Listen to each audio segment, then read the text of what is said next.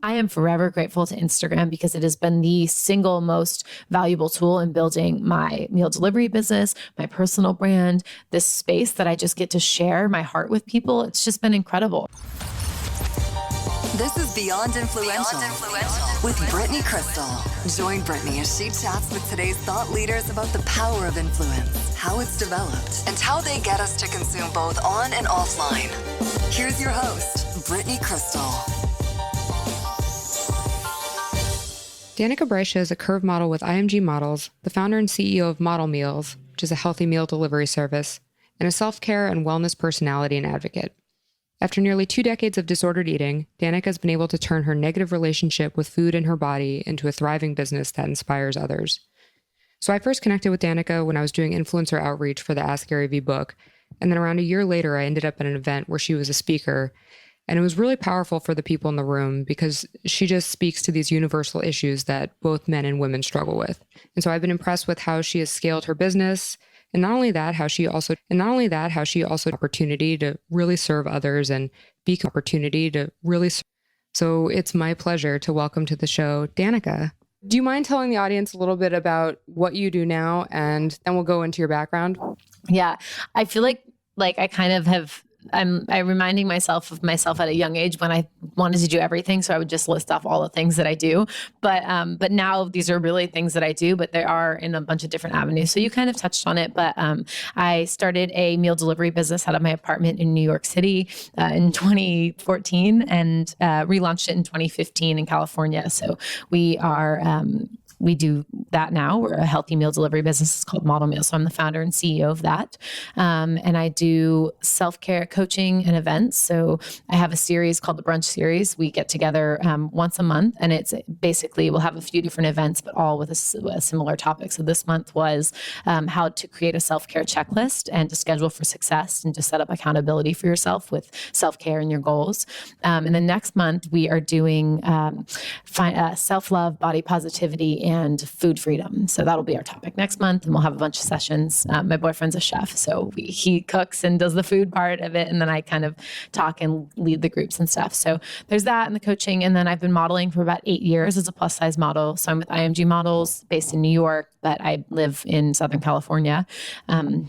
And yeah, I think that's it. I mean, you kind of covered it. Did you want me to get into my story, or do you want to just kind of No, I'd love you to get into your story. And just so I know that there's a lot of men listening to this, I just want to, in case people don't know, IMG Models is a fucking huge deal.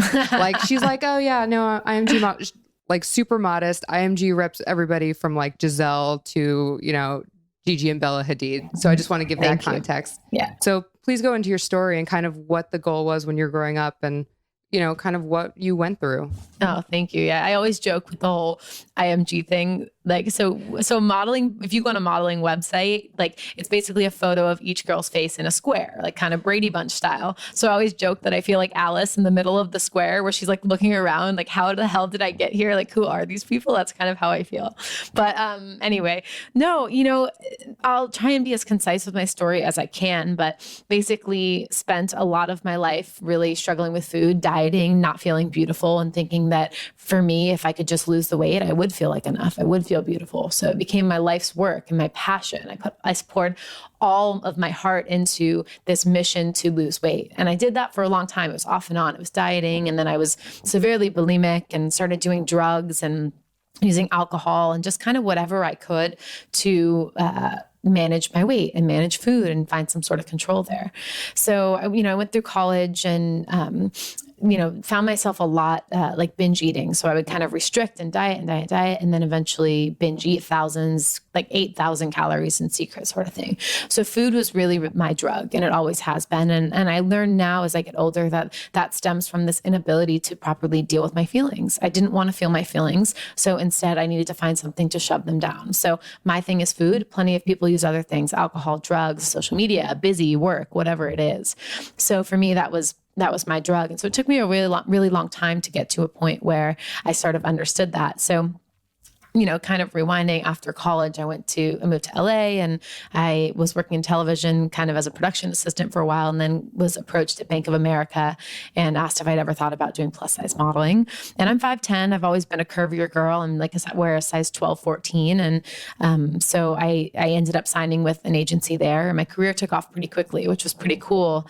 And I thought it was really interesting that I had fought for probably that whole decade before that. My whole mission was, if I could just lose enough weight, I could be a model, and then guys will like me, and I won't just be the like funny friend, and people will treat me better and that sort of thing. So that was this mission. And eventually I finally sort of relaxed into this, and the universe gave me that opportunity in a way I didn't have to hurt my body. So that was a really powerful thing. So I modeled for quite some time, moved to New York City, was signed with Williamson Models there. And then I found something called the Whole30, which is like a 30-day clean eating challenge. And I did that for 30 days, and just, it totally rocked my world, changed my life. I had been taking Adderall for a while. I got off all meds. I was just like blown away with the power of food. And so I kept doing Whole30, and it led me to have this mental clarity that had me start doing more of this wellness stuff. So I started meditating and journaling and practicing gratitude and all these sorts of things, and working out more. And so about 4 months into this new lifestyle, I'd lost about 40 pounds. And all of a sudden I'd lost all my modeling jobs, because I was in that in between where you're not big enough, but you're not small enough. So I'm living in New York's West Village with my $3,000 a month apartment. And eventually I'm 3 months late on rent. I have a pink slip on my door, and just really hustling and doing whatever I can. And I'm so grateful, because even at that time when I was so desperate and really depressed, especially with the financial burden, I still realized the importance of doing something that I loved. And that was the most important thing to me. So I was like, okay, how can I make money doing what I'm already doing? And I realized I was cooking for friends. I was answering people's health questions. I was sharing recipes. I was doing all this stuff. So I posted something on Instagram and said, hey, does anyone in New York City want a healthy private chef? And I had some people kind of respond, and it kind of morphed into this meal delivery concept, because I'm kind of in the realm of, I like to say yes to everything and kind of figure it out later. So I just started cooking in my little apartment and delivering meals to people all over New York, and called it Model Meals, because I wanted to be a role model for modeling how to live and eat cleaner. And the model part was this education, which was sharing these recipes. And my mission was, I saw how much I was such a better person when I started taking care of myself. I was kinder, I was more present. And I thought, if I could get this food into people's hands and make this portion of it easier for them, then I could create literally a population of happier, healthier humans. And my mission since I have been young has always been to help people live their best possible lives. Like, that has been a slogan, the one slogan, as much as everything that I've done has changed, that has stayed with me the whole time. So then, I went super, super broke. And, with food, you have to scale it in order to really make a decent amount of money, unless you're like an incredible famous chef. So just like really, really in debt. I got close to about, I think I actually probably was over 6 figures in debt. So close to $100,000 in debt. So I made the decision to move back home at age, I think I was about 26 at the time, moved back home to California and moved into my parents' garage, where I lived for 2 years.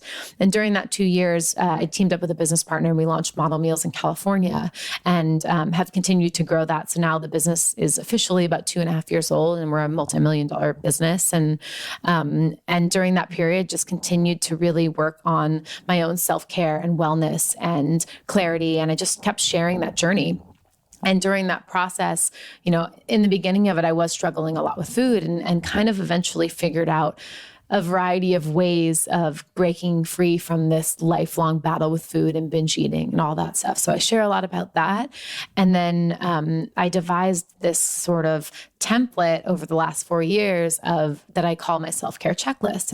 And it's something that I do every morning. And it's just a way of checking off that I am doing all these things that create a good day for myself. Because this idea of like, our life is just made up of a lot of great days. So for me, it started as a way to avoid binge eating. I knew that if I meditated, I worked out, I slept, I ate clean, I did these things, I knew that it was less likely for me to get to the end of the day in my room, depressed, shoving my face with calories to numb out. And so I used it as this tool, and I just started realizing how powerful this tool was to create all of my dreams and manifest everything. And so just over time, I started sharing that, and that was really of interest to people. So I recently started doing coachings and one-on-one coachings and hosting these events to really help people to build their own, and also to tap into each of these little pieces of life. I feel like I've struggled with all these different pieces, and as a result, I've come out the other side to say there is a light at the end of the tunnel, and all we need is an action plan. And there's all these little pieces, and to create your dream life, I think that people think that we have to struggle and hustle and all that stuff, and that's not the case. If you're aligned and you do the inner soul work to figure out what makes you happy, and you're willing to start feeling your feelings and use them as a compass, then you don't have to have that like crazy hustle and all that pain that comes with it, because you take the right steps in everything you do. Yeah, we were talking about it before the podcast, just how important self-awareness really is, and to kind of getting right with yourself. But I don't know, I'm sure you've done a ton of work to figure out kind of what the internal issues were. Yeah. How early did your problems with food start? And when did you really figure out kind of what works for you? And I'm sure it's still a battle, day to day. Yeah. So the earliest I really remember starting to diet is when I was 14. I would go to Weight Watchers meetings. And then the most successful diet I had was junior in high school. I did Atkins, and I lost all this weight, and all of a sudden people were treating me differently. And that was really powerful for my mind, in the sense of realizing that it kind of solidified that belief that I had that losing weight would make me happier. And I wouldn't say that I necessarily acknowledged that I was happier, but it definitely got me more attention, So it was then, and then I started throwing up in my senior year of high school. Had to get a ton of dental work, and then I started using cocaine because I heard it was an appetite suppressant. And so it was always based around this food thing. And it took me a really long time. And I eventually got into Overeaters Anonymous while I was living in New York, and found that program to be really powerful. And I saw a book on Oprah show by Janine Roth called Women, Food, and God. And she had all these new perspectives about eating and mindfulness. But it really took me doing that inner self work, that like really starting to journal and meditate and like learn to sit with my feelings and actually process them, to heal the food thing for me. And truthfully, one of the biggest helps in this whole thing was been my boyfriend, who we've been together for about a little over a year now, but he has given me this space to communicate my feelings. So all those things that I used to feel, I felt so lonely, I didn't have anyone to talk to. So I would just keep my feelings inside. Now I have this space to really share them. And that started with my journal, and then eventually my partner became the person that I go to with that sort of stuff. And there's this act of these feelings physically coming up and out of your body, and you no longer want to shove them down with food. So I find that with anyone who struggles from addiction, and my boyfriend is in recovery from addiction as well, anyone who struggles from addiction, if you can get to that root cause of how you deal with your feelings and that behavior, it tends to make things a lot easier. Yeah, and I think it's also a good point that you make, is that you were holding in all these feelings inside. But like I said at the beginning of the podcast, it's literally like you're everybody's best friend upon first, like people see you across the room and you glow. Thank you. And people from the outside can very easily look at you and think like, she has everything, she's a model and all of this stuff. And then, you're home and you're doing drugs or whatever it is at that time. So what was rock bottom for you, where you were like, okay, I'm going to Overeaters Anonymous and I need to figure out a self-care routine. Yeah. And I need to figure out. And I think I definitely had a few rock bottoms, and I definitely found my spirituality in those rock bottoms as well. I was raised Catholic, but never really prescribed to a specific religion. But I do remember being rock bottom, and you kind of get to this place where you're like, I've tried everything.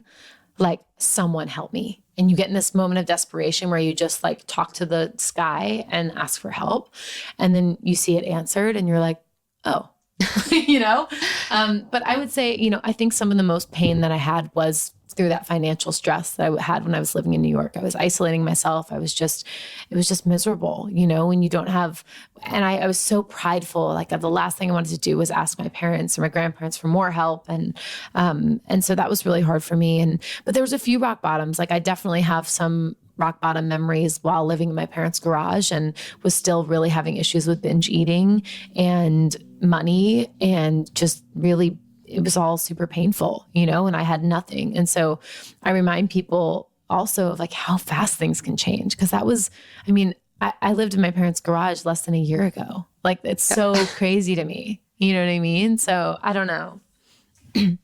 Were you always entrepreneurial too? Like, or were you just kind of like, I'm just going to try this, meal delivery thing? That's a good question. I was always, as a kid, like making videos and like being the director and like bossing my brothers around. I was always like the class president and stuff, but I don't know if I was never super like business savvy. I wasn't one to like figure out how to make money. It was really just sort of, I've always been, I think my parents raised us to be really creative. We read a lot. We did a lot of like activities. And I think because we used that brain, that part of our brain a lot, my creativity has served me in that way, in the sense of I really do think that I can be anything I dream of, and I dream big because I use that part of my brain. And so something in me really, really got that message as a child that I can be anything. I can literally do or be anything I want to be. And I think that's like, I'm so passionate about that message, especially with kids, because really, if you actually keep that ingrained, it's incredible, So I don't know. I've just really, really always held on to this faith in that I'm here for a really specific reason and that I can help a lot of people. And so there was a lot of doubt. There was plenty of like, one day you're gonna have to get a real job, while we were building model meals and all this sort of stuff. But there was always this thing in me that I guess pushed forward through that.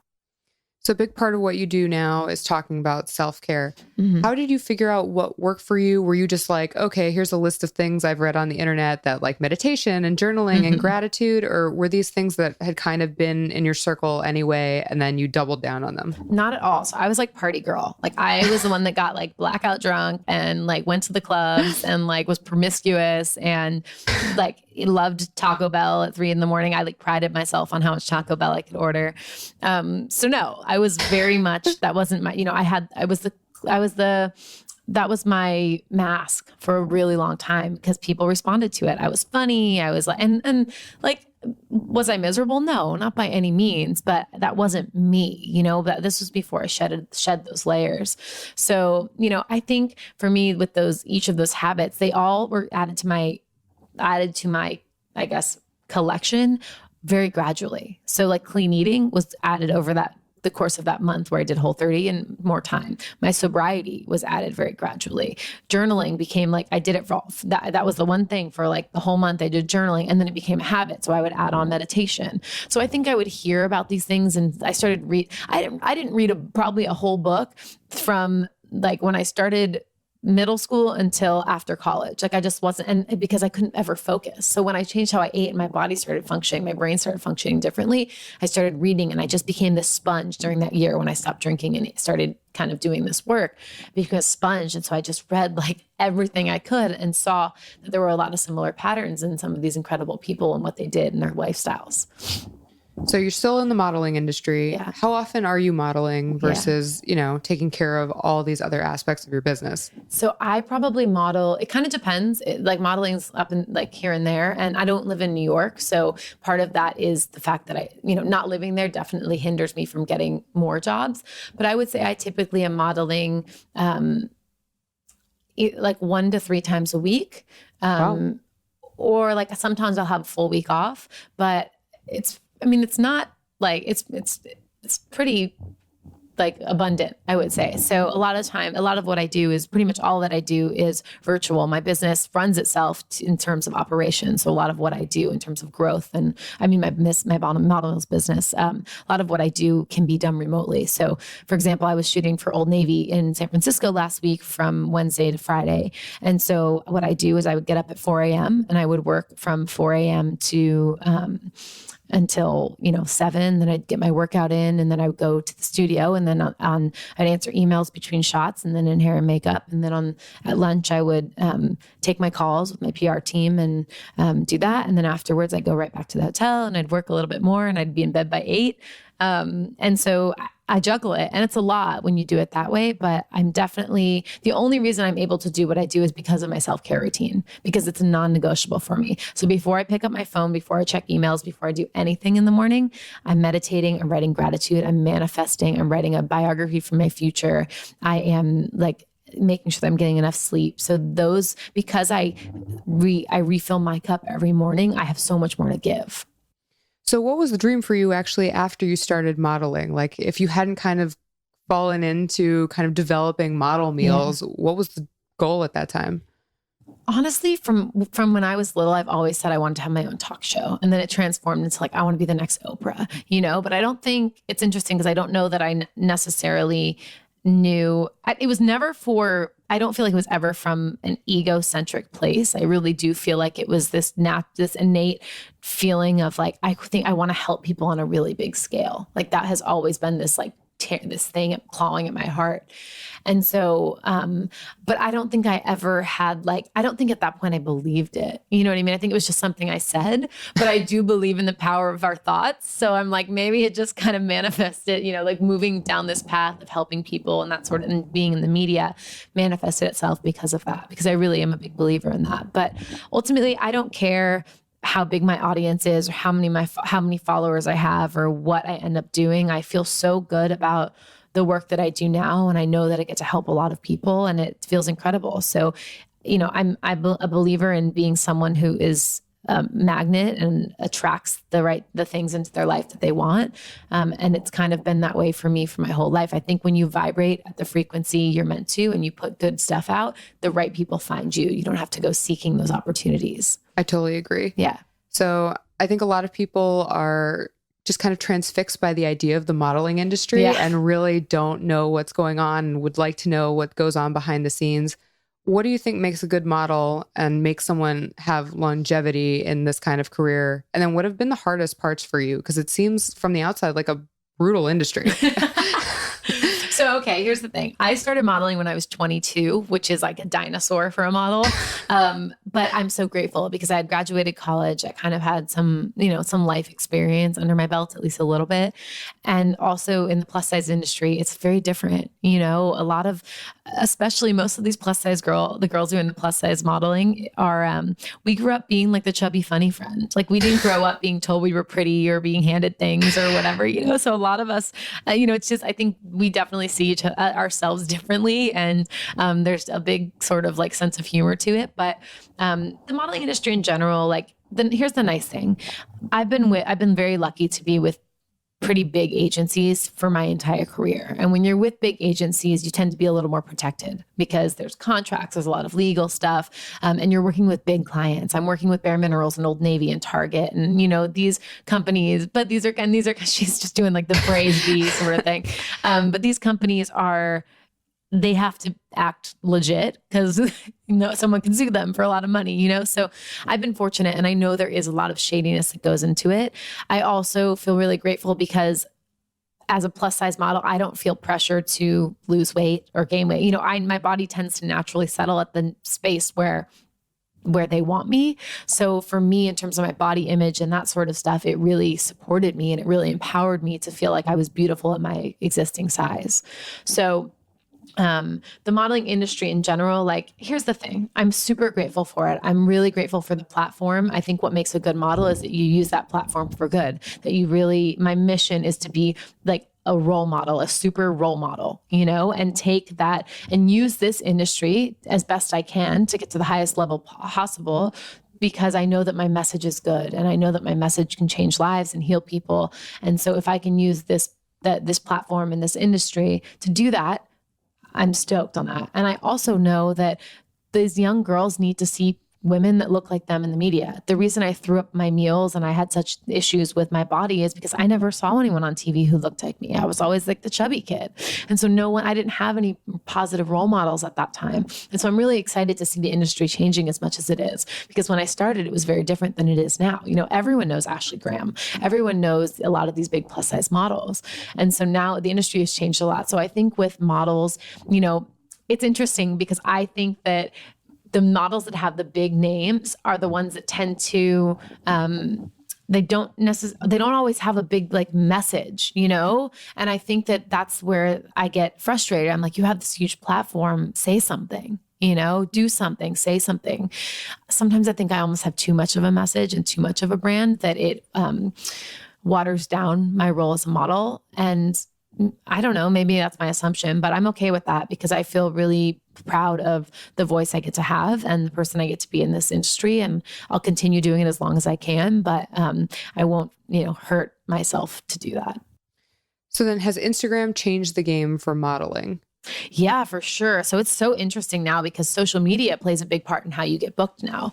So our agents will want us to have a certain amount of followers. And here's the thing, like I'm not, it's not this big numbers game for me. I am so much happier with this. I have an incredibly powerful community of mostly females who are incredibly engaged and authentic and like-minded.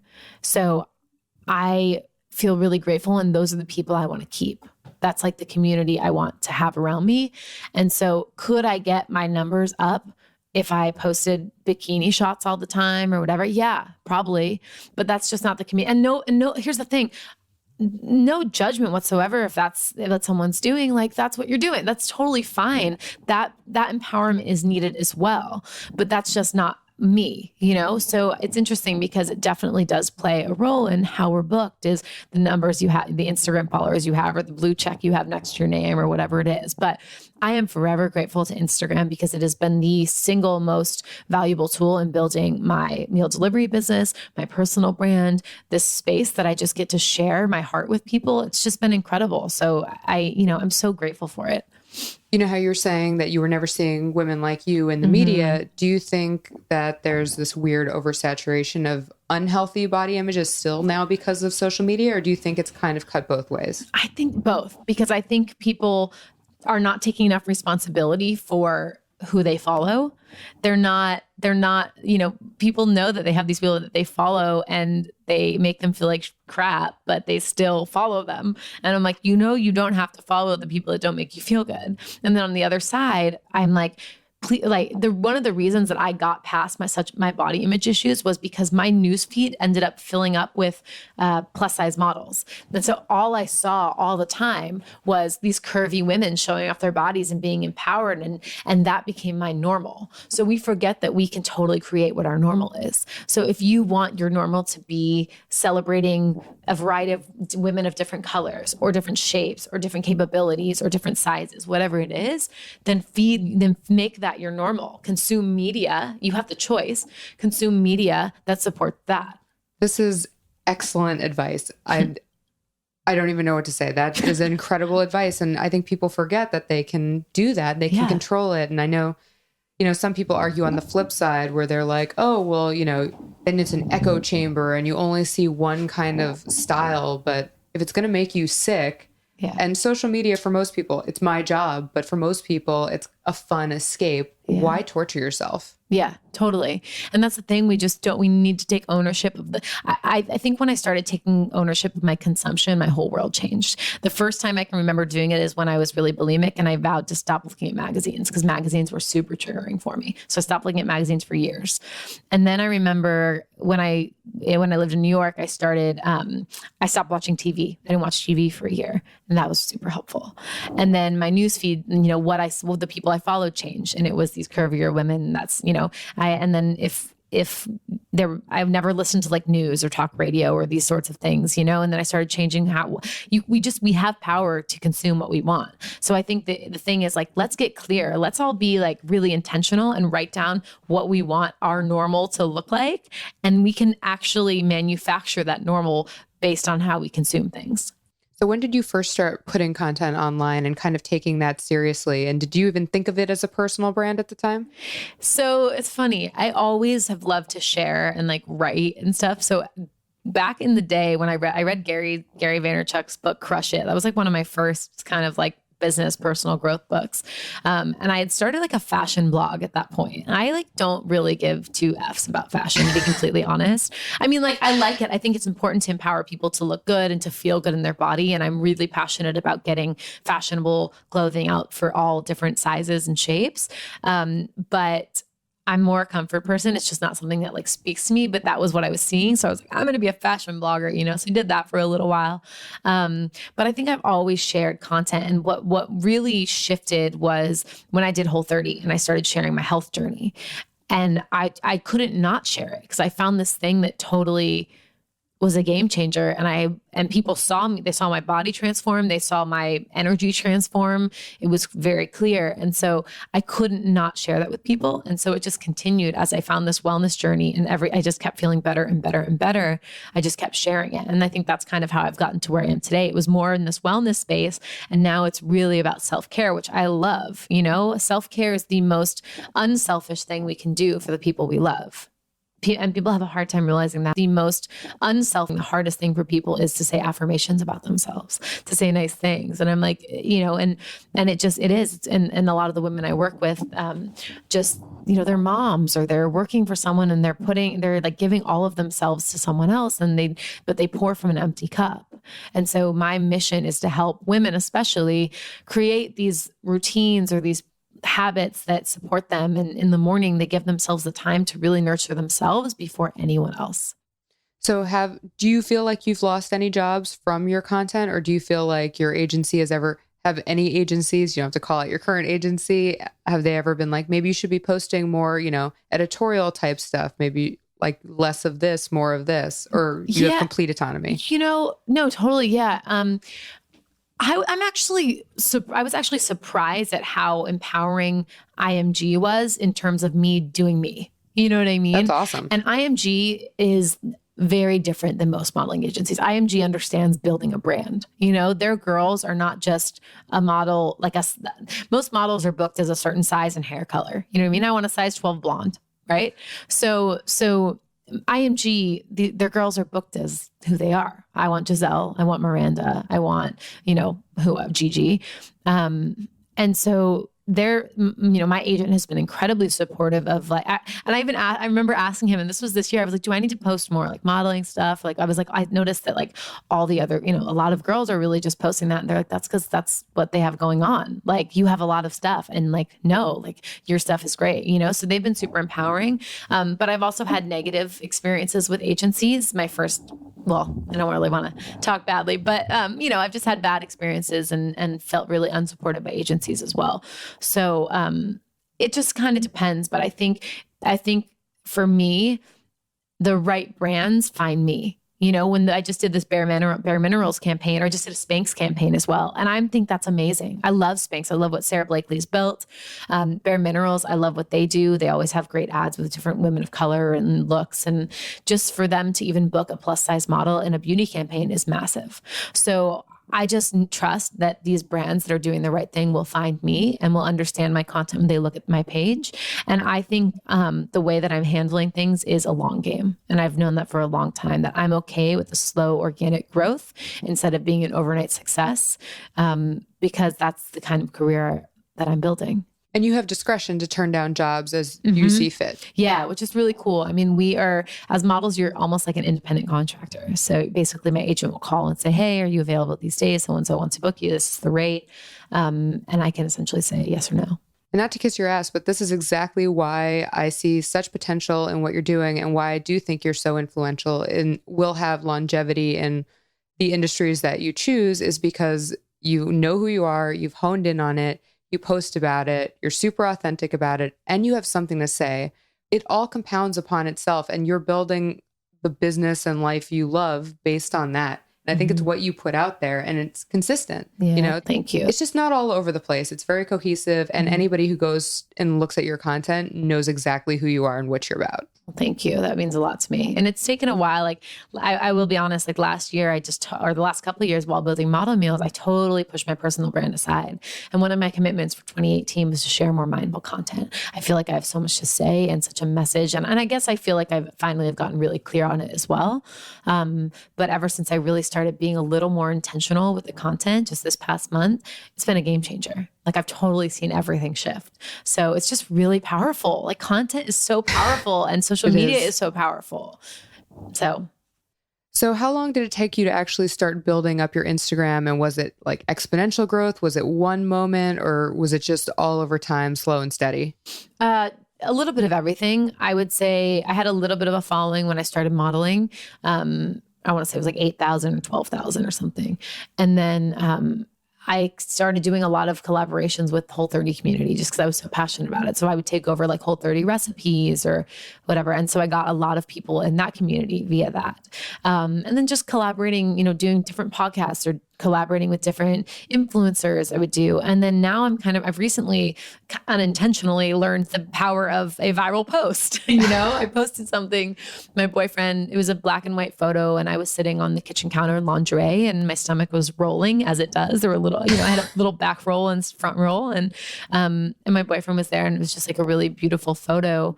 And I posted just sort of a reminder to everyone that they are, no matter what their size, shape, belief system, situation, that they are worthy of love. And this post kind of just went viral. And, awesome. And when that happens, then you get a ton of like an influx of a lot of new followers and stuff. So that's been really cool because I tend to get the kind of followers that I really love, So I'm learning that sort of thing tends to attract a lot of people, but it really is gradual, which I really like. It's interesting. Like sometimes it'll be like a quick burst, just from doing a lot of collaborations or whatever. But I wouldn't say I intentionally go out and try and grow it. I just sort of feel out what feels right and trust that as long as I'm consistent with content that feels like it's coming from my heart and is authentic, then the right people will come. It's like, if you build it, they will come. So how intentional then are you with your content, and how much time do you spend like distributing it, or are you not really kind of in that mode? So I used to not be in it at all. It was only, I would only post when I felt inspired, like when something came up and I felt really inspired to post it. And all my posts are inspired posts, but now they're a little more planned in the sense that I have a photographer who comes over once every 2 weeks, and I decided to put her essentially on retainer. So it forces me to shoot every 2 weeks.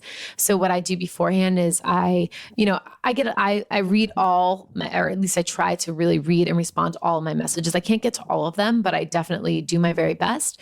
And so I really take note of the things people are asking me. So every Sunday I do an Instagram live, and I notice a lot of the recurring questions, or I'll post something and I'll get a lot of questions about, okay, how do you figure out these affirmations? So I pay attention to that. And then I know kind of what to post about in the future, what people are curious about. So one of the things people kept asking me was, because every morning I write a biography from my future, from like 5 years in the future, like as if someone was writing about me. So it'd be like, Danika Brysha is blah, dot, dot, dot. And people were fascinated by that every time I talked about it. So then I wrote a post that gave them details and examples. So my mission is to be of service in everything that I post, so that my post gives people something every time I do it. So I'm a little backlogged right now just because it's hard, it's hard. I wish sometimes that it was my only thing and I could focus all my energy, but I think the fact that it's not, and because I model and because I run a business and do coaching and all that stuff, I think that's what gives me the message that I have. So I think it's exactly how it's supposed to be. So we have to talk about Model Meals. Okay. You've built an incredible business, and I think a huge part of it and has to come from the fact that you actually love what you do, and you're being of service. When did you know you could cook? Obviously you started that, take me back to kind of the beginning of Model Meals and how that even turned into an actual business. So I started cooking. I think it's interesting. I got my creativity around food from my eating disorder. So when I would diet and restrict, I would restrict. And then I would finally hit this breaking point where I was depriving myself so much that I would binge. So I would open the cabinet or the fridge and I would look at what we had and I would create these elaborate concoctions because I would just binge, So I actually kind of learned how to cook in that way. I understood how to mix things and create things that tasted really, really good. So that's where it kind of started. And then when I was living in New York, I was so broke that I couldn't eat out. I couldn't even take a subway to the grocery store. I was so broke, and I was on Whole30. So I had to cook everything for myself. So I just started cooking, and I really liked it. I think it was this creative outlet. And for me, I think it also felt like I've struggled with food for so long. This is my way to control it, was this cooking and meal prepping and shopping and stuff. So I really liked it. And So with model meals, I just, one day when I found myself, I decided, okay, I want to see how I'm spending my time. So every like 15 minutes, or every 5 minutes, I wrote down how I was spending my time and realized that like, okay, I'm coaching people. I'm like answering people's health questions. I'm having dinner parties. I'm cooking. So just decided like, how can I make money from this? And that's how the whole cooking thing came about. But really model meals, if it was just me in my apartment in New York still, would be something very different. I have an incredible business partner, and we have like an amazing team. We have about close to 40 employees now. So we're opening in Austin, another kitchen in September. So it's been fun. We're growing but like, it's such a team. It's really about learning how to delegate. It's really about learning how to instill your vision and your values into people who work for you. And the truth is, I think a lot of the growth of Model Meals has been because I really eat these meals every day. Like, I believe in them. They're on my social media stories every day. Like, they changed my life. I created something that I needed. As an entrepreneur, you look, Steve Jobs' whole thing was like, he wears the same thing every day because it eliminates the need for that willpower or choice, right? It eliminates the need to use that energy there. I see us being able to do the same thing with food. And especially for someone who struggled with food my whole life, I found that meal prep and using a meal delivery service and having healthy meals in my fridge means that I don't have to think about food all day. And if you've spent your entire life obsessed with food and thinking about calories and cooking and food, the fact that you like to have all that energy freed up after so long is like night and day. So your co-founder is a friend that you've known for a very long time. How did you know she was the one to bring in, and kind of what's her balance versus your balance? So that was like an act of God. That was a universe thing. I started with actually a few business partners. The first one kind of went away quickly. He just wasn't a fit. He just had a lot of things going on. He's still a dear friend. Our other business partner was with us for the first 15 months. And I still love her dearly. I've known her for a long time, but it just wasn't a fit. She and I had, I think, a lot of similarities in terms of I wouldn't say in terms of what our strengths are, but we were both very strong personalities and visionaries, but it kind of just clashed and our ways of doing things were very different. So that left, eventually it came down to, it was me and Camille. And Camille was one of my sorority sisters in college. And Camille is very, very smart. She's from Austin. She was one of those people who like aced college, but never did any work. She was like able to like party and do whatever. She just like is naturally smart. She is incredibly like into like spreadsheets, numbers, details, operations. So she is tight on the budget where like I would have given all of our money away by now at this point, so we have this perfect balance where we definitely don't agree on everything, but between the two of us, we do a really good job because we both have very opposite strengths. So I think in terms of finding a business partner, that's the biggest thing to look for, is to make sure that your strengths are very different. And how long did it take you, like, if I was just to start a meal service, obviously I'd try to do research, but it seems like a lot to find the kitchen, the price point, the packaging. How long did that evolution take? And did you just kind of get started and then like figure you'd wing it? And that's my like best business advice to anyone, is like, just start. We literally just said, okay, we're going to deliver meals this day, right? So we ordered some black cooler bags on Amazon. We got like Restaurant Depot, like plastic containers to like food containers. Our first business partner was a chef. So she had a lot of experience with food sourcing and cooking and stuff, obviously. So that was really powerful. And then, we packed the meals and we cooked the meals and we delivered the meals and that's the thing, is like with businesses, I really encourage people to just start because you're going to learn so much about what your client wants and what you need as you go. There's no point in trying to figure it out early on because everything will change. And so for us, it was like, we just kind of like adjusted and adapted as we grew. Okay, it's time to get a new container. Okay, people want something that's eco-friendly. Okay, if we outsource the delivery service, that saves us a lot of money. Okay, you just kind of learn these sorts of things as you go. So, did you ever come close to giving up? I definitely had moments where I believed the messages I was hearing about this not being something long-term. You know what I mean? I definitely had those moments of like, you have to get a real job someday. But I don't think so. I think I'm a really big believer in eliminating the gray area and eliminating the alternative option. And I think I just was able to eliminate the fact that there was any other option. And I also know that when you put enough of your thought and heart into something, like if you love what you do, you will be successful. Like that is my advice to anyone is really, if you authentically find what you love, you cannot fail at it. I really don't think you can fail at it. So, yeah, I guess it was that. I just feel like we just chipped away slowly but surely. And I really, I think we were talking about before we started recording, like you don't have to struggle and hustle to be successful. That's a lie. Like really what you have to do, yes, you have to work hard, but the ask me all the time how I do everything that I do. And the truth is I never really feel like I'm working because I'm putting my energy into something that matters so much to me that it's like, I want to do it. I think it's so much easier to start your own business and do what you love than it is to work for someone else and like to a job you hate or whatever, So like I'm taking the easy road out for all I know. I 100% agree with you. I feel very, very, I guess, fortunate to be living in this time where you really can do kind of whatever you want. You can actually figure out a way to get someone like to bootstrap your dream, to fund your dream, to learn that skill you wanted, to test out that thing.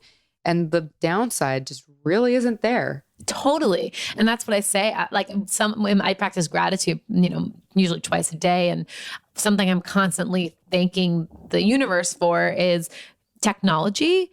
And especially being in this time where we can work remotely, we have laptops, we have the internet and this access to all information. The fact that every single person has access to information. I shouldn't say every single person, that's not fair. But most people in our modern world, especially in the US, have access to some sort of technology or some sort of internet. And I just think that's really incredible. So I'm just constantly thankful for books and for the people who take the time to share their genius with the world. I think that we all need to be doing that. So what's been the hardest part about building this business so far? And have you made any huge mistakes? The hardest part of any business, I think, is dealing with people. The more people we get on our team, the more you're dealing with individual personalities. And these are human beings that rely on you for their well-being, and you want to pay them more, but you also know that you have to run a business. And if you pay them more and then you don't meet your bottom line, there's no business and no one has a job, so it's really learning how to do that and to nurture people's feelings and to, sometimes we have to let great people go because they smoke pot at work or something, like just things like that. And you have to really learn how to be a leader, but also have a really big heart. And I think that's why Camille and I balance each other out really well is we just kind of meet in the middle there. And so we each play a different role. But I think the biggest thing for me has been, I guess I'm trying to think what the biggest challenge is. And really like, I don't know why. It just doesn't feel like there has been one. I really feel like, sure, it's been challenging. If you were in it, you'd understand like there's so many challenges, but I love what I do. And I think, or I know rather, that my business can change the world. I know that's the reason I started. I really feel like if we could get the world eating this food, it would be a different place. So where are you delivering to now, and kind of what's the scaling process right now? So currently we serve Southern California. So that's San Diego, LA, Orange County, Santa Barbara, Riverside, San Bernardino.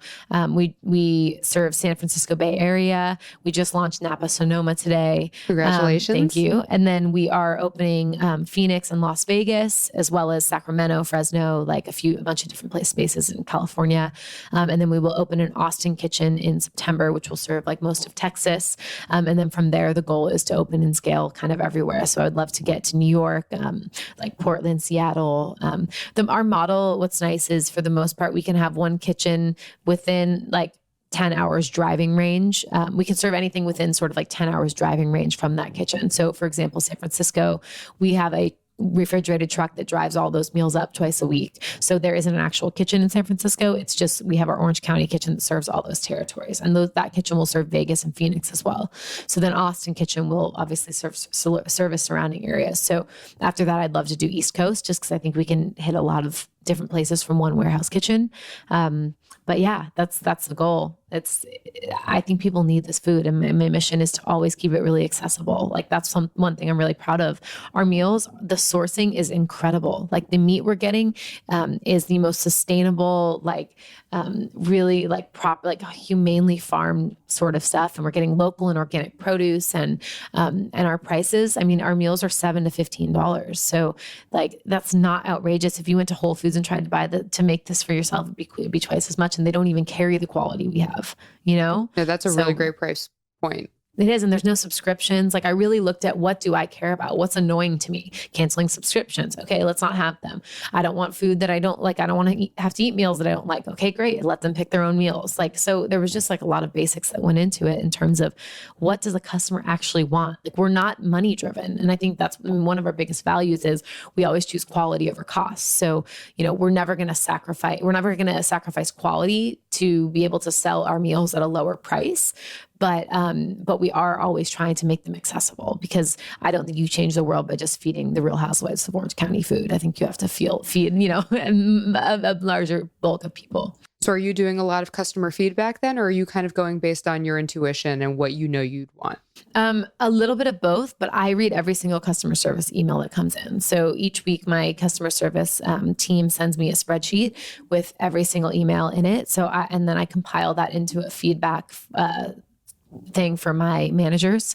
So my managers get a more detailed one. And then I send out a weekly update to my entire staff with like a quote of the week with numbers so they can keep an eye on how we're growing. Kind of I shout out whoever's birthdays it is, whatever happenings, things we can improve, things we're doing great at. I share with them our praise. So anytime we're getting good Yelp reviews, that sort of thing. And then we have monthly meetings where they kind of have different topics for each of them, but monthly meetings for the entire staff, because I think it's really important that everyone from the dishwasher to the CEO has knowledge of the inner workings and what our expansion goals are and that sort of thing. So I take a lot of what I've learned in the leadership books I've read, and I take that with me into our business. And my first job was In-N-Out Burger, and I learned so much by working there about building business structure and culture. And so my hope is that I can instill something like that in Model Meals, and that kind of stretches nationally or globally eventually, you know, when I can't always be there present in person. So what do they do right? That's super interesting to me because In-N-Out does have supposedly a super awesome culture, and people really enjoy working there, where normally working in fast food is probably like the death for so many people. Yeah. What do they do right culture-wise? I would say, well, number one, they pay you a little bit more. So it's nothing crazy, but it does make you feel, I guess, a little superior. It does make you feel like you are valued. I think probably the biggest thing that they do is they have a training system built in. So In-N-Out basically has a longevity plan for every employee. So you come in at a level 1, and there's a very clear checklist of what duties you have as a level 1, and a level 1 gets paid this amount. So then a level 2 has these certain duties, and you have to go, there's a store trainer at every store. So each person is dedicated time to work with the store trainer to train to get to the next level. And so at each level, there's a different pay raise, and then you can get into management, and then you can be a store manager, and their store managers make like 6 figures or more. That's so smart. So there's a growth plan. So for us, that's what we're really focusing on right now is how do we create a growth plan that will last, like that can be used at all of our locations, just like In-N-Out, that made you feel empowered and made you feel like you could grow with the company. It's really incredible. And it would be really interesting to see how you built that out. Yeah. I mean, we don't have it yet. We're working on it. As you work on it, like the whole process, because culture is such a big thing, and retention, and you want people to be aligned with your mission and want to stay there. And, you know, as somebody who's had to job hop around a lot before I kind of figured out what I wanted. Yeah. I don't think I worked at one place that had a growth plan. No. And especially for lower level employees, you know what I mean? Like, and not, I just mean lower level in terms of this is a working position, you know, people are making $10, $11 an hour, and they deserve to have a growth plan as well. And so it's not just people who have, you know, gone to college and have like the people that need a growth path even more than that are people who don't have the privilege to be educated or understand their opportunities or even have inspiration around them for growth. So I want to make sure that our employees always feel like they can grow with Model Meals, and that they have a place with us, and that they will continue to get raises and to grow as our business grows. So that's my mission. It's hard. It's harder than it sounds. I had like high hopes for, you know, what that looks like, but you're dealing with a ton of different personalities, you know, and it's not the most glamorous job, and we don't have a ton to pay people at this point. You know, we never had investment. We never had a loan. We've built the entire business from our profits. So, which is incredible, but it also means that we've had to be really tight with our money, and Camille, my business partner, is incredible at that. So if it wasn't for her, we wouldn't be where we are today. So then how many years did it take to get to a profitable point? We were profitable almost since day one because granted, we weren't paying ourselves. Okay. So like, I don't know if it's fair to say that, but I mean, essentially our business model has people paying for their food before it comes to them. So the money, the cash flow comes in before we have to pay for ingredients, before we deliver, before we have to pay for materials. So we were pretty much profitable since day one. And then once we started paying ourselves small salaries, obviously we paid them in a way that we knew they were reasonable and would keep us profitable. So I think there were a few weeks in there where we were in the red, of course, but we've pretty much been profitable since day one. So marketing, what are you guys doing to market? Is it mostly Instagram? Are you kind of building out your own community? Is there Facebook groups? Yeah, so that's a good question. We started marketing. We didn't have any money, so we just marketed through social media. So for me as a somewhat influencer, I reached out to a lot of just different models and friends and anyone I could who I thought might want to try our meals for free and post about them. So we did influencer marketing probably for the first year, and that was all we did. And then we brought on a PR team who has helped us sort of manage the influencer marketing. And that's really been their full-time focus, is really building out that program. And then we brought someone on kind of recently to do marketing. And so she does digital marketing. So Facebook ads and like email campaigns and flows and funnels and all that stuff. And she's been incredible. I mean, it's just really crazy to see how powerful that sort of thing can be. So that stuff's super new for us, but it's getting out there. And then we have a referral program. So what our service is a lot of word of mouth. People talk about it, which is awesome. And that's how I love that. So yeah, I guess between like influencer marketing, social media, digital marketing, Yelp reviews, word of mouth, that sort of thing. Well, I want to talk a little bit about the other things that you're working on. Yeah. Self-care has been such a hot topic recently. Yeah. Why do you think everybody's kind of talking about it now? Yeah, because we're all burnt out. Yeah. I think because none of us, we're in the society now where everything is so fast and so efficiency based. And so we're just like hyper loaded with information from every crevice of life that we've got stuck outside ourselves, and I think self-care is this reminder that we have to go inward. We have to get quiet and we have to take care of ourselves. And so it's interesting. I don't even know, like all of a sudden it's like this hot new thing. And I'm glad because we need it. We need to like recharge and refuel ourselves. So yeah, I think it's just, we live in a society that's so fast paced and we've given so much power to this idea of hustle and like grind. And like, it's almost like you get extra brownie points if the less hours you sleep at night or something. And it's just not the case. Like, that's not cool to me. Like, what's cool is if you can create a lifestyle where you have all these rad things going on, but you still get to sleep 9 hours a night and you get to travel and whatever. Now that you mentioned it, I do think self-care is a push back against kind of the hustle culture. Yeah. And I'm very familiar with the hustle culture. I can't really shit on the hustle culture because it really helped me build the business that I have now. Yeah. But it is brutal. Yeah. And when I did leave, at least when I left my last job, Boehner, to actually go on my own, that was one of the things that I made a point about, at least writing a blog post about, was like the most important lesson for young entrepreneurs from hustle culture. And it was finding the thing that keeps you sane. It's about whether that's meditating, whether that's hanging out with your girlfriend, whether that's TV, even none of that is a waste of time. You need to figure that out early because there's so many people, for those who don't know, I was a lawyer before, that culture, you end up getting to a point where you're, 35, 40, however old you get to be, you don't know how to shut off, you don't know how to unplug, you don't know how to relax. And then you want to pivot, but you're all burnt out and you don't want to see your family. I just saw so many people at a point that were so unhappy with their lives.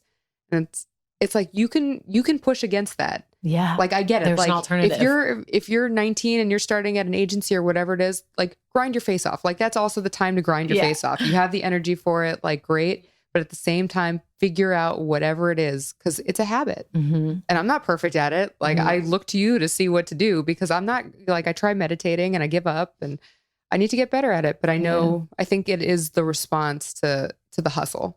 Well, and also, like, that's such a great point. It's really this, we have all grown up in this space or this belief that we need to look outside ourselves for answers about how to live our lives or how to make ourselves happy.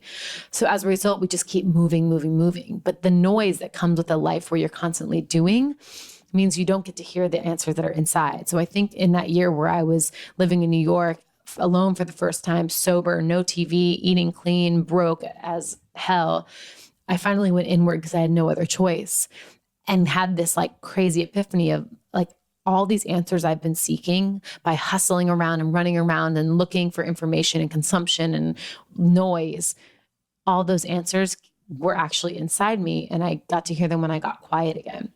So I think it's just this, we forget that the answers for how to live our life and what we're passionate about and what makes us happy are inside. And that's why meditation is so powerful and journaling so powerful and quiet time is so powerful, is it allows us to, it's just like an efficiency tool. It allows us to get really clear so that we can make choices that support us so we don't have to try every door. What you just said makes so much sense because I do think we drowned it out early. Like I knew I was good at like reading and writing or asking questions. So it was like, oh, you need to make money. So lawyer is the path. And then obviously the internet changed things, but just in general, it's like money, money, money. Yeah. And then when I'm sitting, making good money at my law jobs in the summers, I was like, I'm miserable. Yeah. You don't even get to the point where you're thinking about what makes you happy until it's almost too late. Totally. And even then, even if you're like, oh, well, I know I love making videos, so video makes me happy. Yeah. If you don't kind of really dig deep, you're like, oh, money, money, money. Yeah. And that's just not what it is, because eventually you hit a point where it's like the money is not worth any of this, but you don't know who you are. And you're, at that point you're older. So I was very lucky. I got disillusioned by that kind of environment very early, that I got to have my quarter life crisis early and start looking for jobs when everyone was like, you're crazy for leaving law. And it's like, I can't take this. Like, if this is the rest of my life, no, thank you. Like, I don't even want this. And you're such a role model for doing that. And I think so many people are afraid to do that sort of thing. And I think the worst thing that can happen to someone is that they can get in a job they hate where they make a shit ton of money. That's because what I didn't want to do. It makes it so hard to leave. The golden handcuffs. Yes, they are real. It makes it so hard to leave when you make so much money and you feel like you can't make that money elsewhere, but you hate it. Like, that's harder to leave than like a job where you're, if you're making like $10 an hour cleaning or something. That was actually the thought I had before I left law school. I was like, I can't take the 6-figure job right out the gate. I know I'll get used to the lifestyle. But even when I was doing that, I was so unhappy. Yeah. I was almost so lucky to be so unhappy and to know that was just the case. But also to be, I have a lot of friends who are still doing it, who hate their lives. And I don't know if it's ballsy. I don't know if I'm a risk taker. I don't think I'm a risk taker. Like, usually lawyers are risk averse, but but I just know that I can't live a life like that. And that's who I am. Yeah, totally. I'm so glad that you did, because truthfully, think about it. If you hadn't gotten out of that, think about the gifts that you brought to so many people in building their brands and in building, everyone, we would be robbed of that if you hadn't done that. And I think that's like such a great message for people, is like, your unique genius, whatever you have, your thing, the world needs it. And it's selfish if you don't tap into it and figure it out and share it with the world. Like, I think our goal, our mission in life is to find what we're good at, find our thing that like we overflow with. And that is our life's work, is to fill ourselves up so much that the rest of our life can be spent giving it away. Just figure out what you're good at too. That's a whole other thing. But so, since this podcast is about influence, what do you think makes someone influential, and what do you think is the secret to influence? I think for me, someone who's an authentic influencer is someone who can empower people to step into their light. Like, it's interesting because there's so many influencers that actually have a negative influence and make people feel worse about themselves. So my definition of the ideal influencer is someone who lives their life out loud, authentically, in a way that everything they share and do empowers others to do the same and to feel good while they do that, So who do you find influential, whether it's in the self-care space, whether it's in the food space, kind of any space? Who do you look to now? Kind of a variety of people. I love Melissa Hartwig from Whole30. She's been incredible and a really great mentor to me.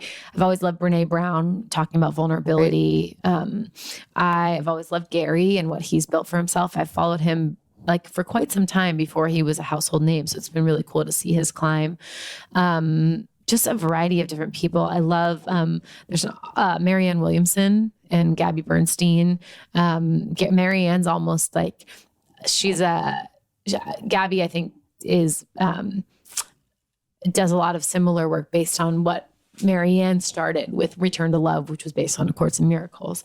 So Marianne Williamson, I love Tony, which was based on A Course in Miracles. I love Oprah, of course. I think she's an incredible influencer. And we're seeing a lot of different powerful women now. You know, I love learning about entrepreneurs, whether it's Sarah Blakely from Spanx or, you know, I think Sophia Amoroso has done a good job of creating this girl boss culture, which is super cool. So there's just a lot of different names. I know I'm forgetting like some really big ones right now, but there's just been so many different people who've inspired me over the course of my growth in business and spirituality, in wellness. So yeah. And I think there's some incredible influencers who are very small scale and have a lot of potential and are doing great things there too. So what's immediately next for you, and then kind of what's coming up in the future? When can I expect your book? Oh my God. What's next for me is sleeping and going on vacation. No, you know what? So I've been working on this book for a while, and to be completely honest, I need a good kick in my pants. I'm going to Tony Robbins in March, so maybe that'll give it to me. But it's a big project for me, and I don't necessarily do well with projects of that size yet. It's something it's definitely something that's screaming to me to be like, okay, here's a little something out of your comfort zone. But it's something I feel really compelled to finish. I definitely want to do some courses and helping people set up self-care checklists, just because the individual coaching I've been doing isn't super scalable for me. And it's not necessarily, I love doing it and I learn so much, but the time commitment is a lot right now to do it. Even though I only will take on one client a day, that's all I allow for. Just because I can't possibly run my businesses without, with taking 2.5 hours out of my day. But what's next for me is, these brunch series events have been super inspiring for me. I've always wanted to do events. And so I was shocked, but pretty much sold out all. I launched in a Sunday event. It was for 40 people. I announced that a couple of weeks ago. It sold out in 6 hours. So I added 2. I added a Saturday and a Wednesday, and those are pretty much sold out. And so now I'm launching next, I'm getting really excited at the potential for it and how and then I also still have some ideas about how I can create sort of a virtual community based around self-care checklists and morning routines and stuff. So I don't want to give too much away on that, but that's something that I'm planning on talking to you all about. I was going to ask if that's next. And then I was wondering if you were going to do kind of a video series or anything of that nature. Yeah, I would love to. People ask me about a podcast a lot too. And, which I love the idea of a podcast, but I also feel like there are so many incredible podcasts out there. I'm just what you're building and what you're doing. I feel like, that I don't know. For me, I don't know that I can put something like that on my plate now, but I love that I get to connect with women like you, and I get to recommend your podcast to people, and I get to, and I love doing video content on courses and that stuff. So we'll see. I mean, I literally have a lot to talk to you about after we. And I love talking about this stuff, and you are so incredible, and your story is so amazing. And I hate using the word relatable, but I think everybody can relate to you. Yeah. Where can people find you? So I do most of my social media on Instagram. My handle's at Danika Brysha, so just my name. And then my website is danikabrysha.com. So if you're looking to go to one of our brunch series events, they're usually in the last week or the last 2 weeks of each month. Those are under the events tab. I have a coaching tab. You can see model meals from my website. So pretty much between my Instagram and my website, that's got all the juice you need. Is that the right word? I don't know. Well, thank you so much for your time. This was awesome. Thank you so much for having me. Of course. Thank you for listening to Beyond Influential. If you found value in this week's episode, please rate and subscribe on iTunes. I'd love to know who you find influential. You can let me know on Twitter, Instagram, and LinkedIn at Brittany Crystal, Krystle, or visit my website, brittanycrystal.com.